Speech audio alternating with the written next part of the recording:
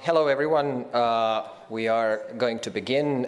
Even though we are still 15 minutes in the morning, it's before noon, I will nonetheless bid you good day and welcome to Young Leaders event, which is co-organized by the Millennium Leadership Program of the Atlantic Council and the Croatian Academy for Political Development. My name is Ivan Matic, and I am the president of the Academy. This is our second year that we are co-hosting this event with the Millennium Fellowship. And I would like to particularly thank the Croatian Ministry of Foreign and European Affairs and Minister Grlić Radman for re-extending their invitation for this year. I hope that after 2 years, the third year will be a tradition and that it's going to stay that way. So thank you very much. And I would also like to thank our colleague from the academies, Antun Bukliaš and Ivan Marić, who helped us logistically to co-organize it. Thank you guys very much.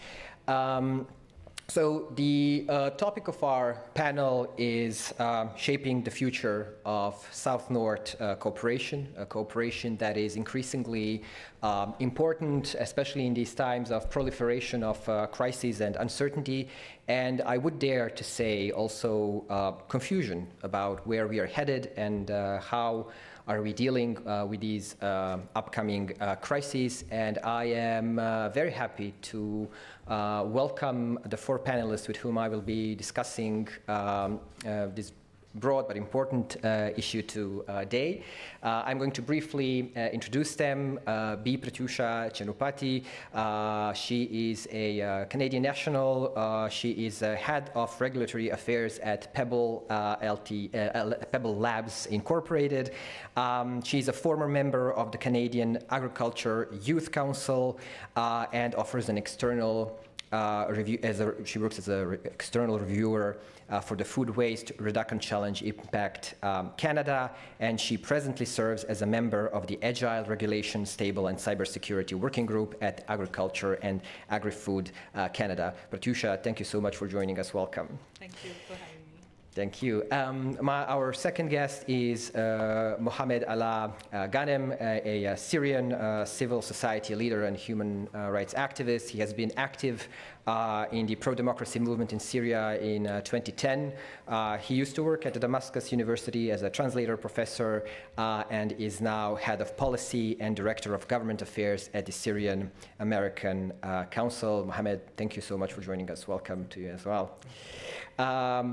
Ivan, my namesake, with a little bit more innovative name. For all of you who don't know, I am basically John Smith of Croatia.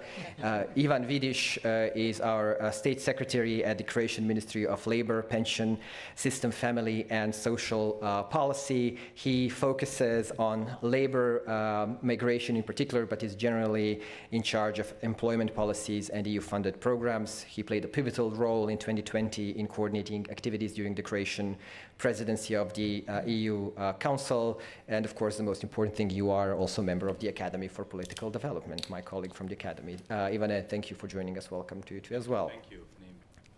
And last but not the least, Hafou Touré. She is a founder and CEO of HTS Partners. It's a enterprise in Abidjan, Côte d'Ivoire.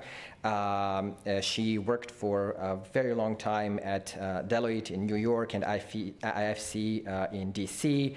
Right now, she works as a financial advisor supporting African SMEs, especially women-led enterprises with fundraising and capacity building. One particularly interesting thing is that you are also a Knight of Order of the Côte d'Ivoire, and you are also listed as 30 and Africa's 30 under 30 presently, if I'm not mistaken. Thank you so much for joining us, and welcome to you as well. As I said, we are discussing how we are going to shape the future of our cooperation, and it seems to me that if we want to discuss our future, we need to have an understanding of our present. And I'm very happy that we have very different backgrounds and hopefully very different take on what these crises are. I mean, 10, 20 years ago, when you ask someone, what do you think about the crisis? We would know what crisis it was. In 2020, we all knew it refers to COVID. In 2008, 9, 10, we all knew it was the economic and financial crisis. In 2003, we all knew what we were talking about. And it seems to me that today, when someone asks you, what do you think about the crisis, the only response is, well, which one? So I would like us to begin by, each one of you, from your own perspective, to share with us how do you see the crisis? What is the key crisis that you see right now, so that we could move forward and see where we agree and where we disagree? And Bea, we'll start with you. Thank you. Definitely. Thank you for having me. I would start with agriculture because that's the field I work in. I wouldn't touch much about politics, but I'll come to that in a second. So I work for an agriculture company. I see every day, like, there is a lot of uncertainty, like, no matter what we do.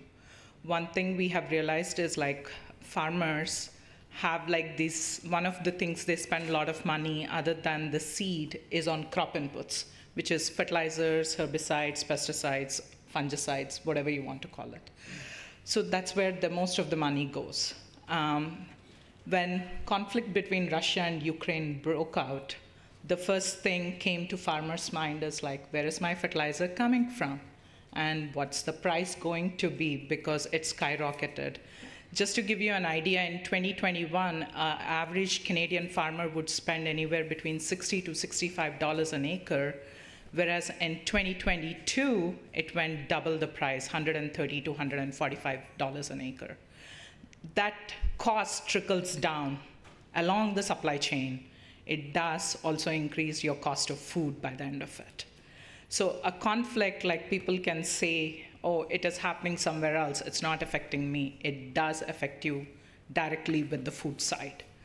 The indirect effect of it is the mental health of the farmers, the unpredictability. The minute energy sector changes, the prices go up and down. They're like, okay, where is my inputs cost going to be? Is it even viable for me to do the business of farming anymore? And also the labor migration side is also another problem what they deal. Just the demand of agriculture job itself has been a hard impact. That's an indirect consequence what I see in my industry. Is that a crisis? Maybe not in terms of a war, but food is something we need 3 times a day minimum, or like at least 1 time a day minimum, like, in order to move. So the crisis is very different for different people. That's what I see in my industry. And the unpredictability and also the trade wars is not helping. Even if the fertilizer side is coming to an end, the other side of it is, like, the trade side, like, whom am I going to sell my produce? No farmer likes to let it go to waste. So one thing Canada has been doing very well, I have to say, is the food waste reduction side. They have been very proactive. They're willing to share that with other countries on how they're mitigating it. But at the same time, this year, they just launched a new program for actually farmers' mental health, because farmers are very proud people. They don't like to ask for help. No matter which country you go, they love to extend their help, but not the other way around. So these are the 2 consequences, what we are seeing as part of, like, the geopolitical situation as it's moving, no matter whether it's Russia, Ukraine, now with Israel, Iran thing, because Iran also supplies fertilizer to that side of the world, there is that impact as well.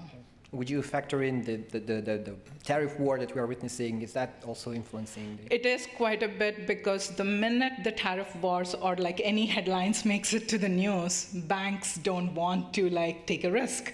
That means, where does the financial cost, because no farmer has that kind of a capital to go with it. The minute tariff makes a news, everything stops. And of course, governments are doing right now, like, risk mitigation, which is very temporary. Yeah. But what about if it ends up staying the same? Are we ready to pay that cost for our food when we are so used to paying a certain amount? All of a sudden, the bread is going $8 a loaf. That is also increasing the food banks in countries like Canada. Even if both the parents are working, they're not able to feed their kids well enough. So food banks are on rise quite a bit on Canadian side. Right. Thank you so much. Mohammed, we'll move to you. Your country has, I would say, fortunately hasn't been on the headlines for a very long time. That's, I think, always a good thing in these days. And so what's your perspective as a Syrian living in the States, but you do keep visiting Damascus and Syria? Okay, thanks so much, Evan. And first off, I would like to extend my sincere thanks to the Minister of Foreign Affairs, the Academy, to you and to my fellow panelists for the very kind invitation. It's an honor to be here and to address this very distinguished crowd. Just maybe, by way of a little bit more context, so that when I address the Syrian side of things or our crises, it makes a little bit more sense. So I was born and raised in Damascus, Syria. I lived almost all of my life there. I had zero ambition of relocating anywhere else. I served as an assistant professor at the University of Damascus. And again, I was not interested in going anywhere else. But when I was a student in college, when I was a senior in college, I was actually picked up. I was arrested by the secret police, and I was thrown in jail. And that really traumatic experience eventually, not overnight, but eventually set me on a path of activism. So in 2011, I joined together with a group of young Syrian men and women based both inside Syria and globally, and we issued the original call for peaceful protests in Syria. 2011 was largely a non-violent year, meaning it was mostly peaceful protests challenging a half a century old, very ruthless dictatorship, the Assad regime dictatorship. Because of the overwhelming use of force on the part of the regime and thousands of people getting killed, eventually some people picked up arms, and that started an armed insurrection against the regime, and I would say the rest is history. That's when I packed my bags, left for Washington, D.C., and in Washington, D.C. established with the Syrian American community what eventually became known as the Syrian American Lobby, or which is basically a group of Syrian American advocacy organizations that are very, very active in Washington, D.C. at all levels, presidential politics, Congress, and so forth. Now back to Syria. If the word crisis, or if crises had a P.O. box address the past 15 years, Syria was it. We had a huge refugee crisis that actually became a global crisis and impacted the whole world. I hear there are some Syrian refugees in Croatia. I'm not surprised there are some Syrian refugees in Alaska. We had another crisis of the use of chemical weapons against civilians, a government or the state literally getting away with murder, killing hundreds of thousands of people with complete impunity. And forced population transfers, you name it. Everything you can think of did happen in Syria. And then a bunch of countries also got involved. The crisis was internationalized. So I really struggle to define one single crisis. But when you look closely or try to peel away the onion, you do realize that, or you come to the conclusion that all these crises are actually symptoms of a deeper issue. And this deeper issue is really a failure of international governance.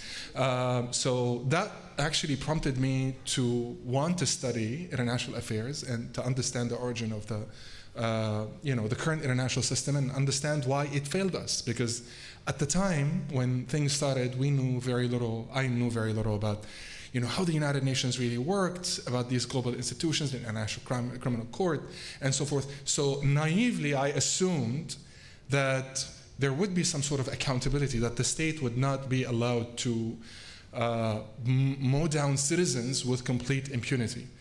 Now, we found out the hard way that sadly, that nothing could have at the time been further from the truth. We were deeply disappointed in the UN system.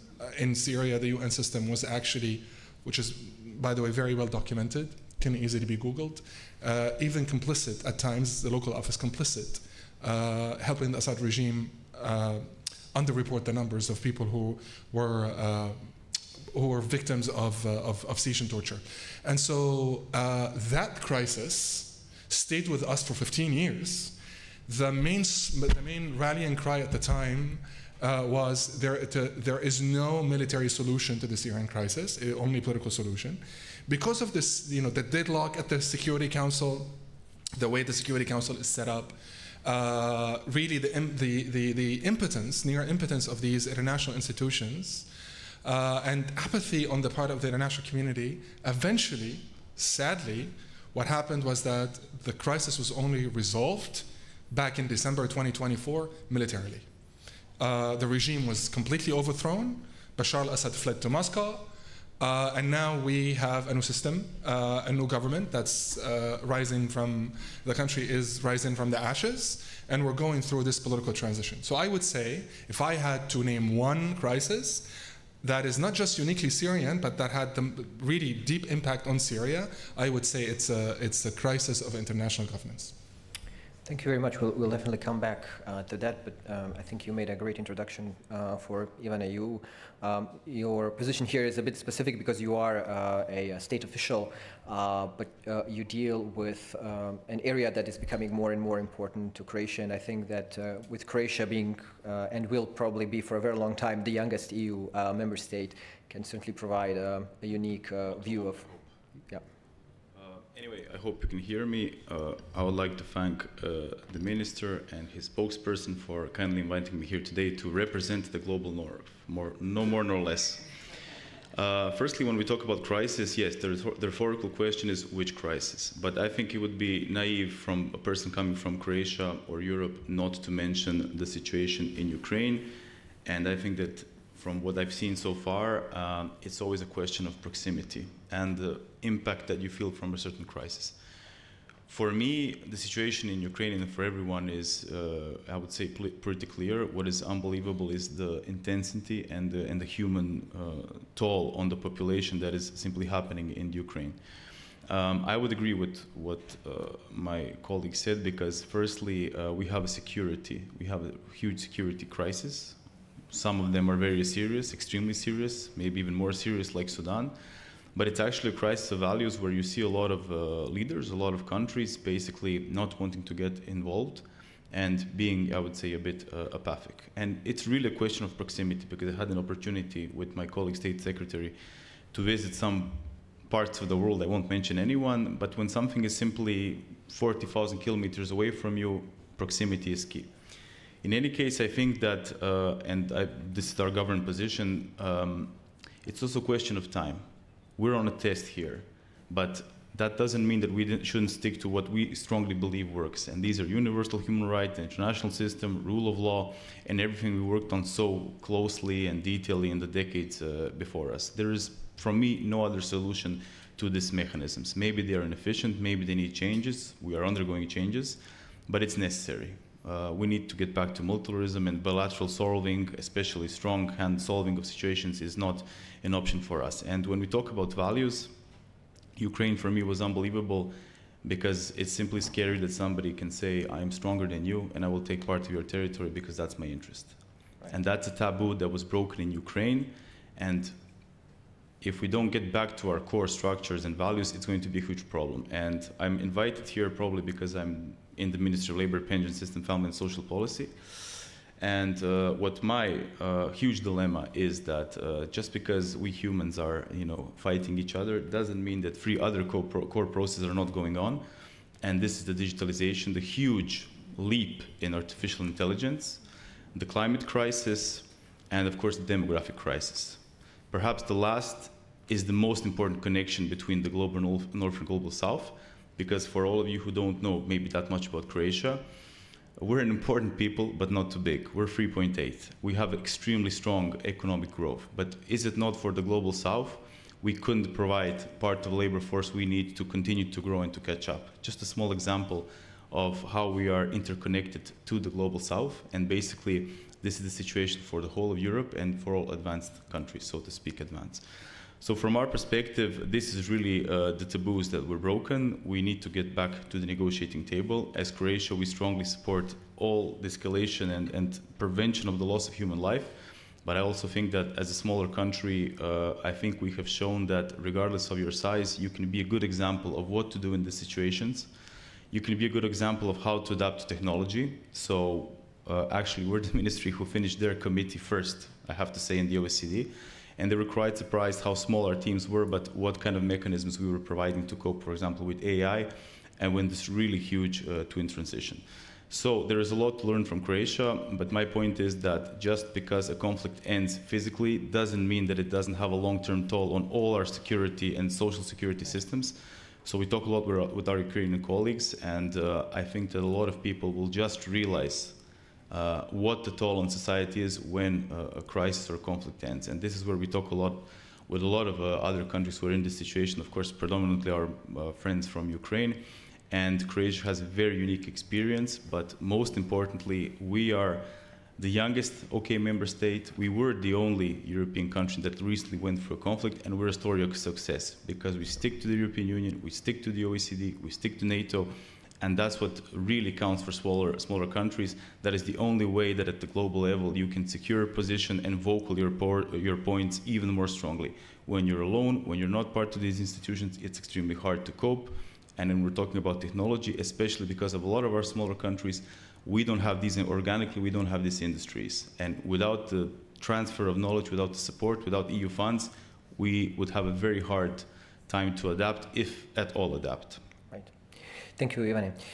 Hafou, you come from Côte d'Ivoire, and you come from a financial sector. You have experience in banking and financing. And I'm really interested, we are interested to hear what's the point of view from someone coming from West Africa, and whether these conflicts and crises that concern us on a daily basis, like do they concern people who are not bordering these conflict areas? Yeah.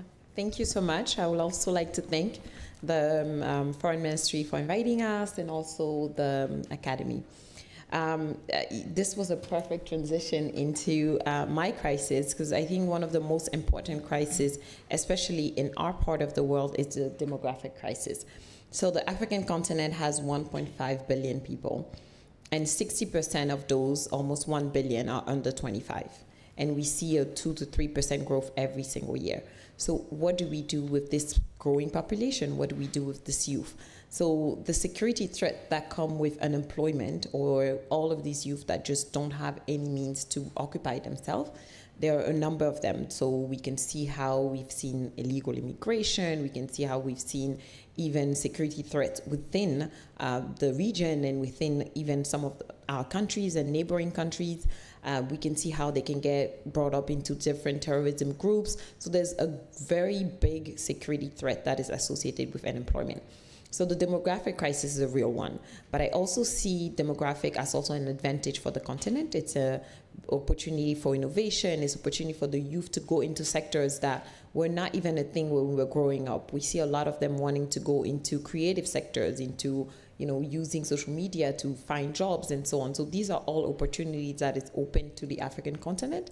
But beyond that, I think it's very important to actually find new venues. So you mentioned how I worked in the finance sector, and a lot of what we're seeing is that the old mechanism, or the financial mechanism that was set up, are not really advantageous, nor for the African continent, or even for the new type of companies that are coming up or emerging.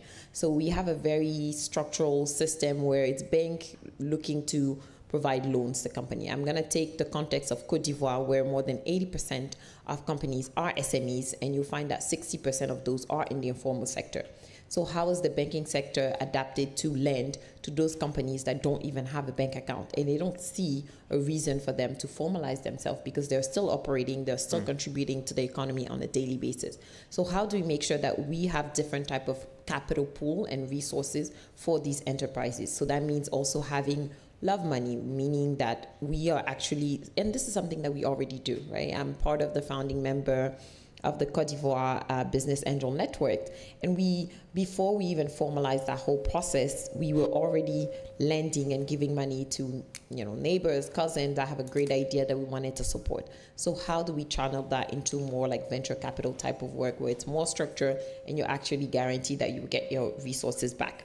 Then we move into the next layer of, VC and private equity capital, and even actually having mezzanine loan rather than these big debts that usually will take 5-10 years to repay. So rethinking the financial architecture is very important, especially when we look into the African context. When I actually intern at Moody's, and you have people sitting on Wall Street, Moody's, S&P, that are rating countries where they've never been. They don't know. The risk premium is based on what? It's based on, okay, we've had a coup d'etat and we've had wars, but you still see a level of stability within the country. You see some growth. The African continent is the only continent that has seen 6 to 7% growth in the past couple of years, like in the last decades, right? So how do we take that in and not give a risk premium to an entire continent with 54 countries and 1.5 billion people just because we think, it's a global south, it's risky, and we have definitely a lot of political unrest. And then the last point on the crisis is one that is very important to me, is on how we as human, and you mentioned how the proximity is a big thing, because we're all the way across the world from Europe, actually not that far, but for a few countries, from Morocco, it's an hour to Spain, but for Croatia, I did fly for about 14 hours. A lot of our conflicts are not related or as shown in the media as some of the crises that you're dealing with. So we've heard for the past 2 years about the Ukrainian war, but when I look next door in Congo, that is one of the deadliest wars after World War II, where you had 5.4 million people that have died. You've had over millions of people that have been displaced.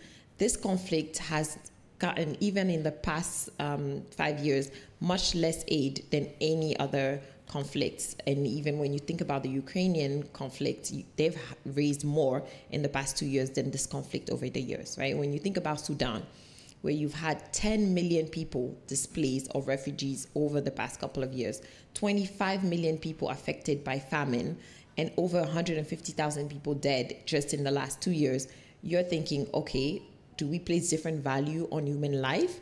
Or is it just a matter of, oh, this is too far, this is an African problem, let them deal with it, right? So then when we hear of a Ukrainian war where, oh, the displaced are being, they're getting on buses and they're being driven to the refugee camp.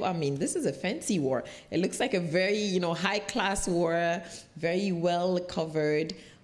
So for us, it really feels like there's certain wars that are more important than others, and there's more value placed on different lives, and not from a judgmental place, but it's more of a, okay, this seems closer, and because the media, whether we want it or not, is controlled by the West, this is what we're going to see as a priority. But when you get to certain countries that are faced with bigger conflict, it becomes maybe the 4th, 5th topic top of mind. So it's really important to really reassess our perspective. From a Europe-centric perspective, this is the biggest war. But when you go a little further, even into the Middle East or Africa, this is probably like, oh, this is another little war that is happening somewhere in Europe. So very important to decentralize ourselves sometimes when we speak of certain things. So yeah, that's really what I wanted to share in terms of conflicts and what is the biggest crisis. Yeah, thank you so much. I think that's a very important perspective that we quite often lack. And some of the introductory speeches did mention biases and double standards. Exactly. And I am wondering if you could elaborate more on what's the personal response to these biases, not only for you, but something that you see in Côte d'Ivoire, and you travel a lot, Africa as well. Yes. Is the global north and the west, does it still hold the attractiveness, and what's the attitude? How high or low is it valued these days? Yes. So I think, and I love that, this new generation is so interconnected. We have the internet. We don't actually need the media to show us everything, right? So we have all of these videos and photos, and we see actually what is happening on the ground. So you do find that there is a certain level of interconnectivity. And the West, again, still has a lot of hold into, a lot of our countries, as you know, Côte d'Ivoire being one of them was colonized by the French, but most of the African countries were either colonized by the British, the French, the Spaniards, or all of it. So we still value the opinion of the West, but for now, I think even more in the coming years, we have different partners that we are working with. So, you have the Chinese, you have the Middle East, you have India, you have so many different partners that it's no longer a matter of we have to work with Europe, we have to work with the French, we have to work with the Brits. It's more who is the best partner for us. And then we do see that when the West is at war or has decided that this person is no longer serving their interests, they want all of us to now start, hating Russia. They want all of us to now start not dealing with China and all of those things. And it's like, well, if they're serving our interest, we need to also look at what is best for our country, right? Because it's very, again, the double standard exists because when a lot of our democracies are still relatively young. We had our independence in 1960. So you're talking about countries that have 65 years of independence. And a lot of the, at least financing or capital that comes with Europe comes with a lot of stringent constraint. They will want, let's make sure that the environmental clauses are respected. Let's make sure that we are, for example, especially in the cocoa sector, we're the largest exporter of cocoa. They would say, don't hire anyone under 18. And all of those rules that make it very hard to actually access the capital. So the capital is there, but no one can touch it. I have worked with the African Development Bank, and we have over 2 billion of capital that is just sitting there untouched, right? So there are other partners, maybe the Chinese, they don't have all of these clauses and they make sure that the job gets done. So why should we only work with Europe when it actually comes at a risk and at a cost for us? So it makes it that now the world is open, we have different partners and we align with whoever serves our best interests. And then in that same vein, it's important to look at, okay, are we making sure that we're also not being taken advantage of in being swinged in any direction that the wind blows. So it's important to keep that in mind as well. Thank you. Mohamed, you've been working very closely with the American government in the recent years across 3 administrations, including the current one. So have you experienced firsthand these double standards? Obviously, in the last 10 years, since you've been, more than 10 years, you've been active with the Syrian conflict. There were other conflicts raging throughout the world, and it seems to me that your experience and your view could be quite valuable in this matter. Yes, so not just me. I probably, because I was a sort of like a first respondent, frontline type of person, I would say yes, I got a front row seat to experience that, but I wasn't the only one in the entire Syrian population. Really lost faith in the international system because a lot of defenseless civilians needed some sort of protection. And the international system continued to recognize the government in Damascus simply because it was the government of the day. Despite its crimes, they continued to extend recognition, to extend privileges in New York at the United Nations to the government, being completely oblivious to the fact that this government completely failed in terms of its responsibilities. Like, number one responsibility, you should not be killing your own citizens. And so that was a shock to our system. And then again, maybe we started out from a position of naivete. So for example, we assumed that the rhetoric at the time, like 15 years ago, about democracy, an interest in promotion of democracy was going to apply to our case, and then quickly realized that actually realpolitik and other aspects dominate the day, and that that sort of rhetoric, that's not how policy is made. I mean, yes, I do have a PhD now in how policy is really made, how the sausage is made, and I can tell you that at least especially now, I would say. These considerations about democracy and human rights and so forth really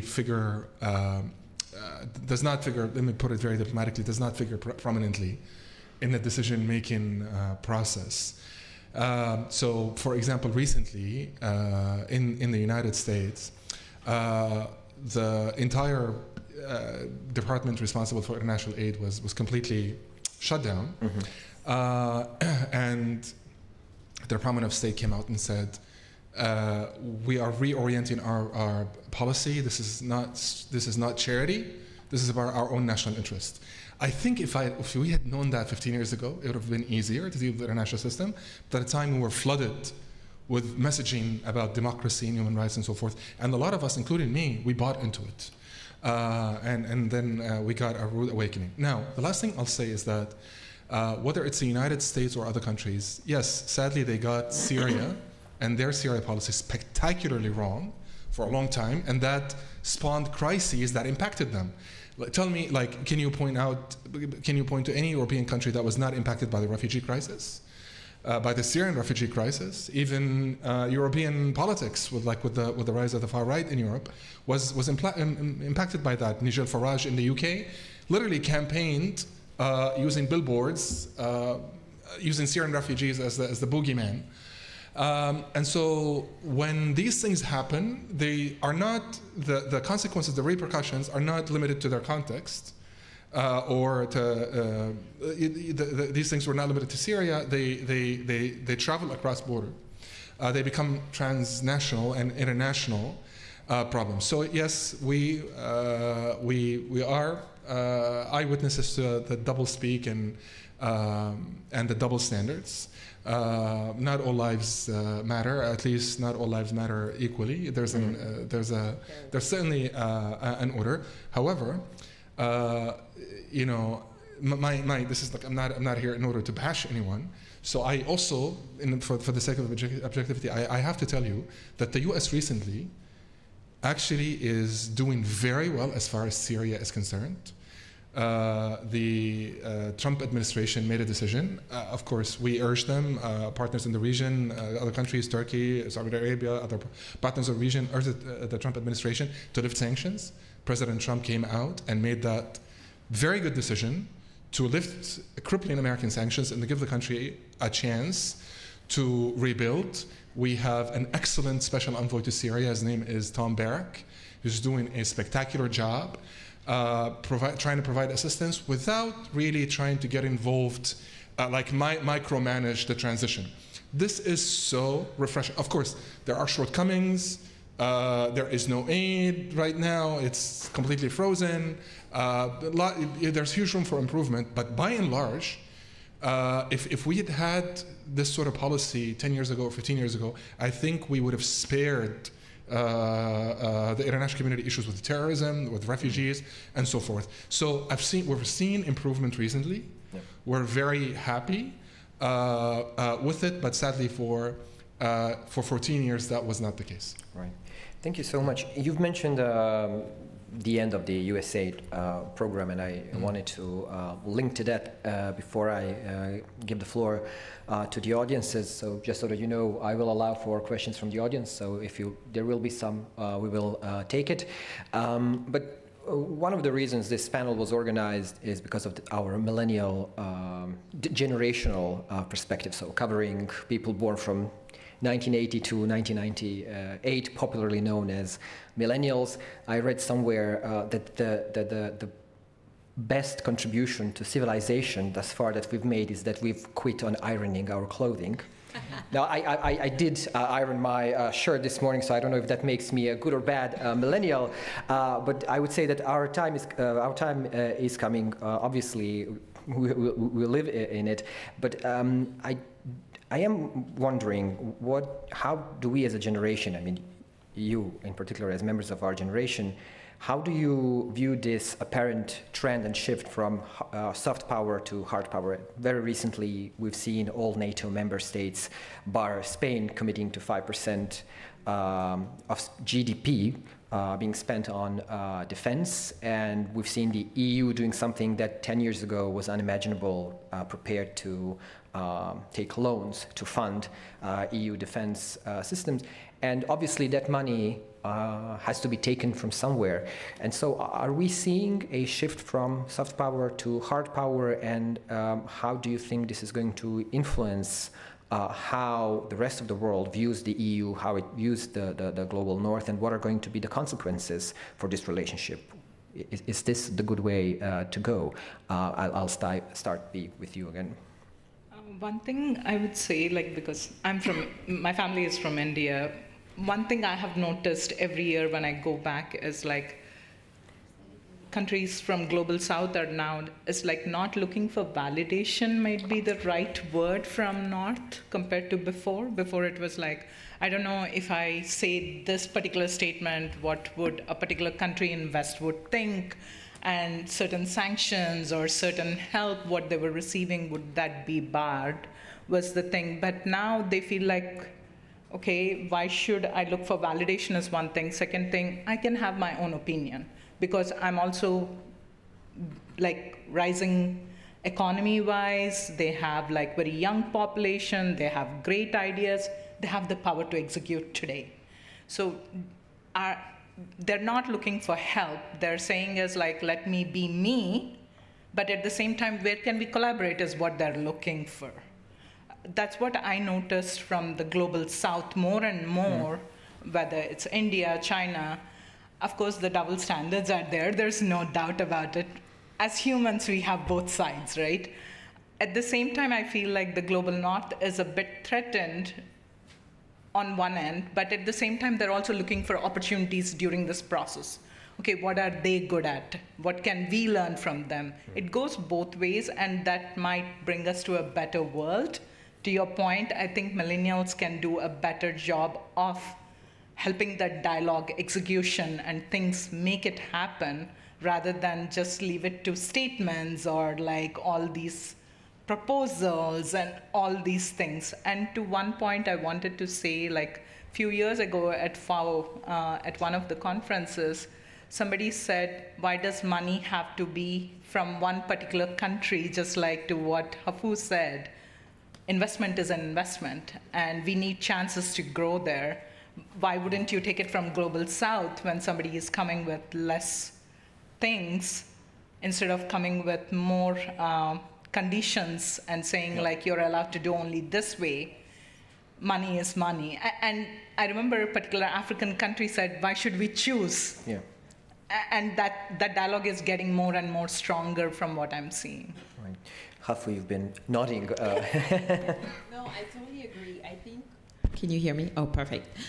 One thing that I think this generation is much more aware of is really anything related to propaganda. So anything around soft power that we used to consume as kids and say, oh my God, these are these great nations that we need to admire and that we look forward to going to. Now, I actually did a reverse migration after living in the US for 12 years.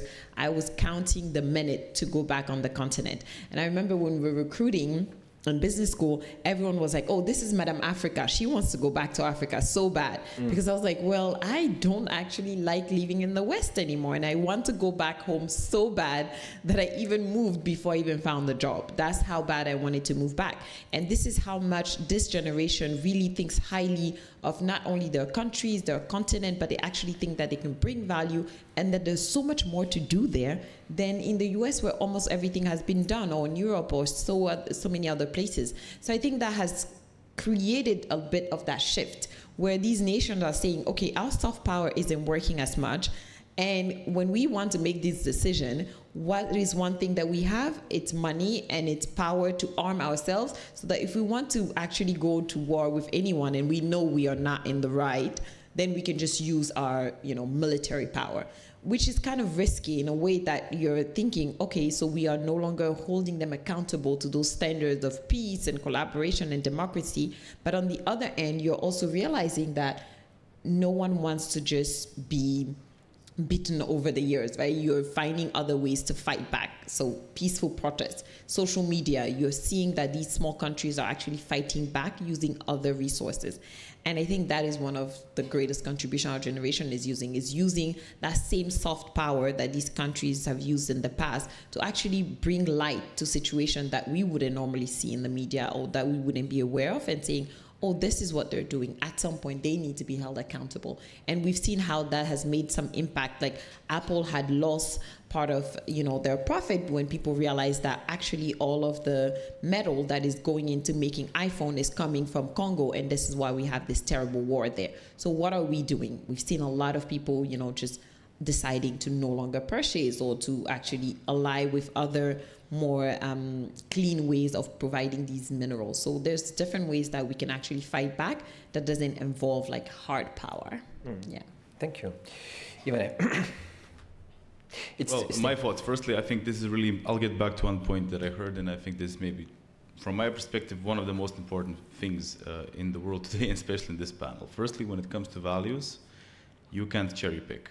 The problem with Ukraine is that they are violating somebody's sovereignty. And this is an issue for every single country in the world, where there's a precedent when somebody could say, I want half of your territory or 10% of your territory, or I want your resources. And I think that cherry picking is something that we can't allow. I understand the transactional aspect where some project is maybe cheaper, better, but when it comes to values, we really can't do any kind of flexibility here. And that's what, as Croatia, we always say, when you look at enlargement, the next word is merit. It needs to be merit. We need to adhere to our values. And I think one thing you learn from this panel today is no matter where we are from, I was also Mr. Croatia when I was studying abroad, but ultimately, if you did a survey among young graduates in the world, where would you like to do business or work or study or form a family, it would be the Euro-Atlantic area. Because of our social models, because of our way of life, because of our democracy, and also because of our strong economy, which is also very much because of the fact that we are free to speak, to do whatever we want, and to develop our projects. So I think this is a really important point because it's a value issue. There are many countries that are much more advanced than Croatia or Germany or Denmark, but people don't want to live there. And that's why values are extremely important.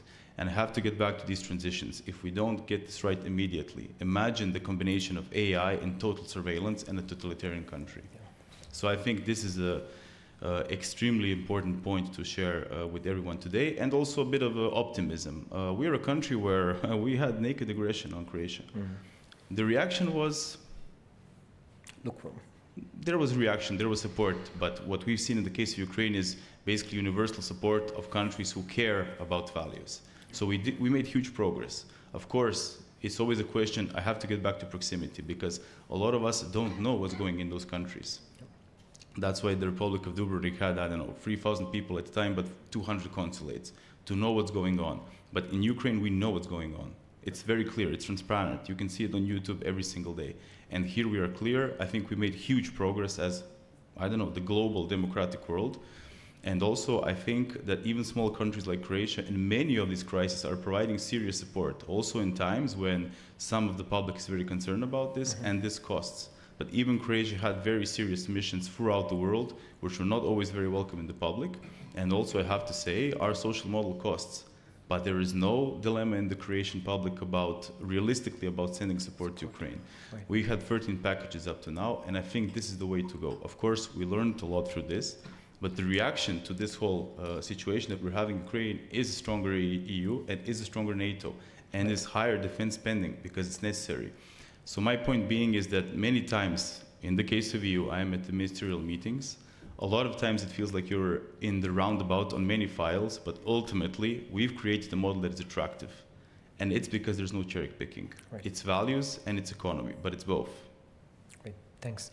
Mohammed, you do come from of all of us, the only country that is now in the process of post-war and rebuilding. Do you have a different perspective on this hard power, soft power option, if it's a choice? Okay, maybe... is this working? Yeah. Okay, so maybe as a millennial member, someone who belongs to this millennial generation, let me toot our horns a little bit first. What millennials believe or think actually really matters, and I'll give you an example. Right now, millennials are literally running Syria. The current president is 42 years old.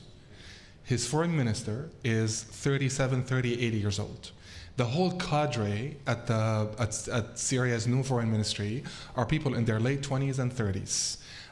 It's a very, very young government. They're literally running the country. So their beliefs and so forth matter a great deal.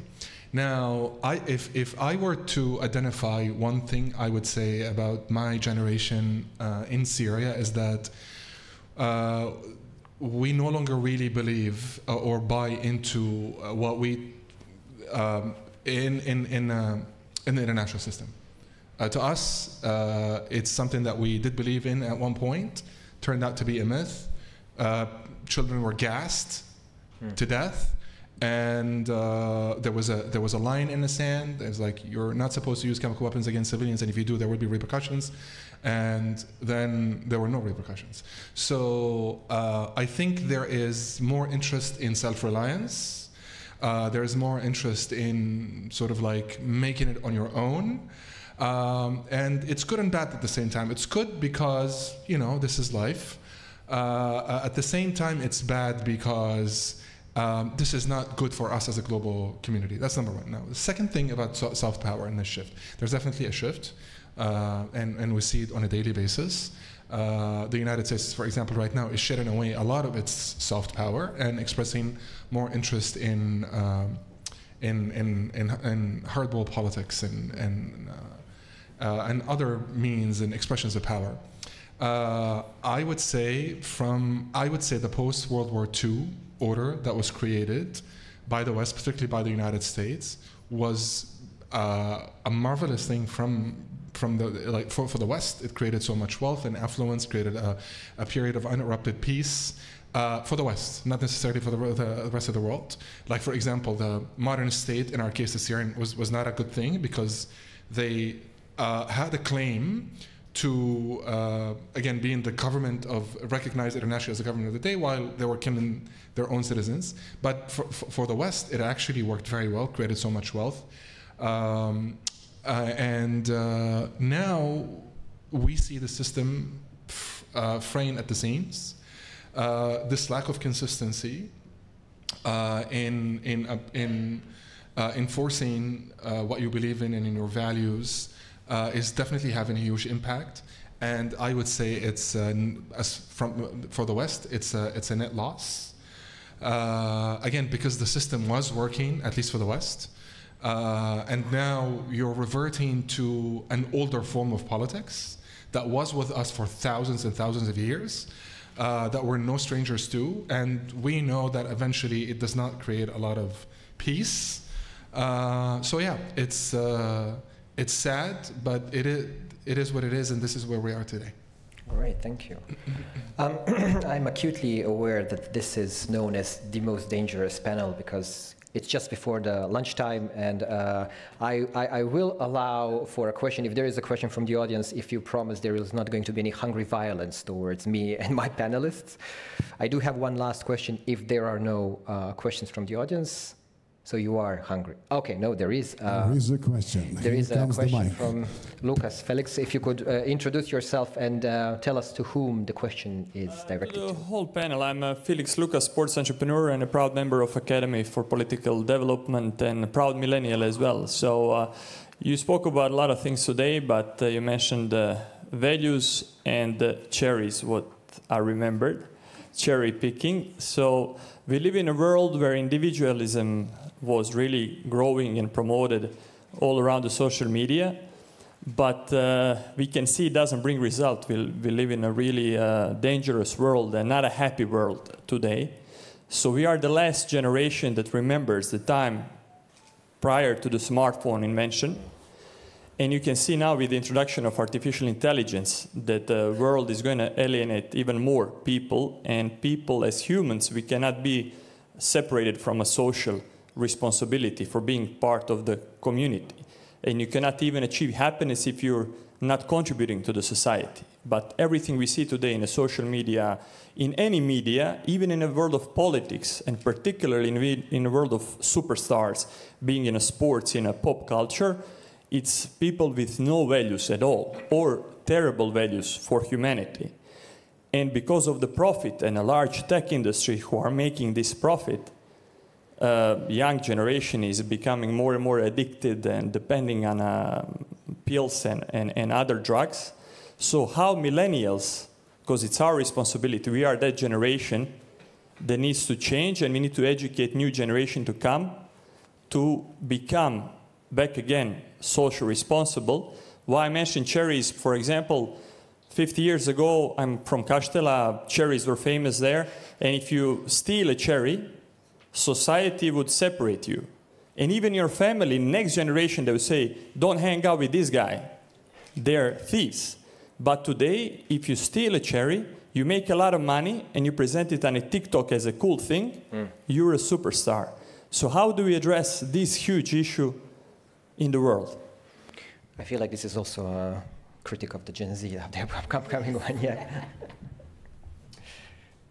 Yes, of course. Maybe I'll try. Of course, from my perspective, I'm the youngest member of the Croatian government, the youngest state secretary ever.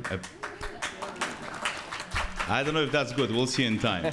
But in any case, so I'm 36, going to be this summer. Very tragic. And then whenever I go to meetings, people see you as a young person. Yeah. But ultimately, globally, when I go to, for example, awards for young entrepreneurs, the people who are changing the technological world, I mean, sometimes they're even students. They are shaping the world we live in, and then older people try to regulate it. The people who are today attacking Ukraine, I think 96% of them is below 35. The people bridging the Mediterranean, also 90% under 35. Somebody needs to talk to these people. Somebody needs to interact with these people. Somebody needs to tell them about the values that we should all hear you and agree with this whole argument on selfishness. Yes, we're becoming selfish. And even if you're not idealistic, you need to be pragmatic. The world is so connected that something happening in the Sahel will be visible in our system in Croatia in roughly 3 or 4 months. It's like in a tree. So my working day starts with data. Every time there's a crisis, we see these people coming. Yeah. So our initiative should be, especially in the EU, to continue with our soft power, to continue with our programs of development, serious development, not just the infrastructure that we need. And I think the EU has been doing this constantly. Of course, it can always be, you could say, more profound, more intense. But basically, it's a question of pragmatism. If you don't solve the problem of these people, it will be our problem soon, because the world is extremely connected. Data comes in seconds. Communication is, completely different nowadays. I'm currently talking to a foreign government. I mean, we talk on a daily basis. It's not messages and emails anymore. Yeah. Everyone knows that Europe is attractive. So if you don't solve crisis at the root, you're going to face the results. And I think we're still adamant in this case. I'm really sorry that maybe some other countries feel the shift and cut this aid and soft power. I think in the long term, this is not a good idea. Quick thing. So I'm actually a bit more positive, and I have a more positive outlook on this whole situation, because I choose to look at the glass as half full instead of half empty. I really do think that this new generation, like he said, they're the ones that are actually changing the world, and it's us millennial and the generations before that need to adapt. I do think that they're a lot more vocal. They're a lot more interconnected. They actually deeply care. They might not care in a way that we cared before. They might not be as socially constructed. There is this whole thing about self-care, individualism, and all of this, because they do believe that you need to be full and whole and healthy to be able to help others. So there's a sense of, okay, I'll take care of me, and I also should take care of the world. And for me, it's very basic, right? It's the pyramid of Maslow. Obviously, if I have shelter, if I have food, if I have all of these things that are already necessary for my own existence, then I can start caring about, mental health. Then I can start caring about all of these other issues around the rest of the world. But if I'm actually not even able to feed myself on a day-to-day, how am I supposed to worry about a war in Ukraine when I'm just looking to eat on a day-to-day? So it's really about how do we meet the basic needs of all of the humans, and then after that, let's figure out how are we dealing with all of those issues of interconnectedness. And then the last point I really want to make about this new generation is that we actually, our generation and the new to come, need to show better models on TikTok, on YouTube, and we need to make noise. I asked my dear friend here to take some videos and pictures of me, because if we are only seeing the social media influencers that are not necessarily have the best values or role models, that's all there is there to see, and we're all on those social media. So we need people like Ivan, like B, like Mohammed to be on social media, to show what they're doing, to care about the world, to share their experiences, so that when the 15 and 16-year-olds go online, they can be like, oh, I want to be like Ivan. No, I don't want to be a Kardashian. I want to be this, this, and that. So it's up to us to really show these really good models without necessarily, renegating on what is already out there, because we need to overcrowd the system with the good, and then, it will kind of balance itself out. Thank you. Yeah. B. I'll just add one point. The definition of success has completely changed. Yes. From our parents' time to us, or even our grandparents' time to us. So I think the values is very, like everybody says, the talk is cheap, but the action is the most expensive thing. But I think everybody talks about values, but when the time comes, nobody shows it. I think that has to change. It has to be more action-oriented. That's what will bring the change at the end of the day, because we can talk all the time, but if there is no action to it, there's no way. And I feel like I always say, I was even talking to Ivan about it, it takes a village to raise a child. If they're seeing like the success is like making more money, or the success is like being more famous, but success is not being honest or living with integrity, so the success definition changes, and that's what they aspire to be. So I think that's where we need to step in. And by the way, like Pete Seed from MLP program always says, it's not next generation. Millennium Fellows are now generation leaders. They're already doing it. So thank you. Alain, last words, brief from you on the question. On the issue of social, I mean, so it's a double-edged sword. For us, for example, back in 2011, Facebook was the way we circumvented censorship. And the original call for peaceful protest in Syria was made on Facebook. And to communicate, we used Skype. And so, at least in 2011, 2012, the Syrian revolution was called the Skype revolution. We also were able to use YouTube in order to upload. We didn't have to rely on legacy or traditional media for documenting war crimes and atrocities. We had YouTube, we had access to YouTube, and we were able to upload, literally millions of videos documented these crimes. So in that sense, social media was a blessing. But at the same time, like I said, it's a double-edged sword, because social media also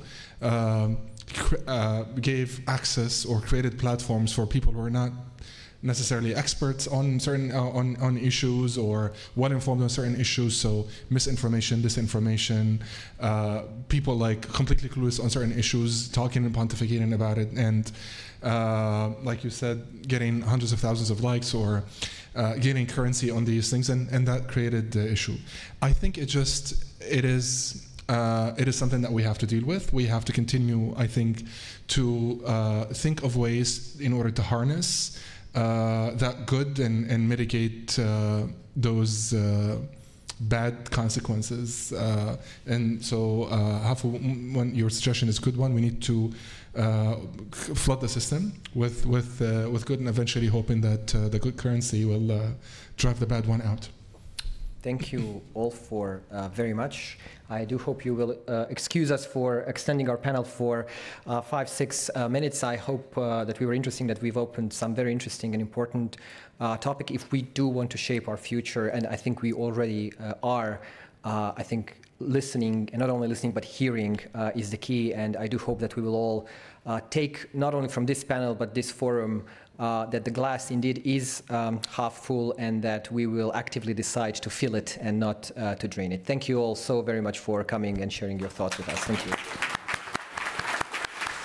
No, we thank you for a great panel.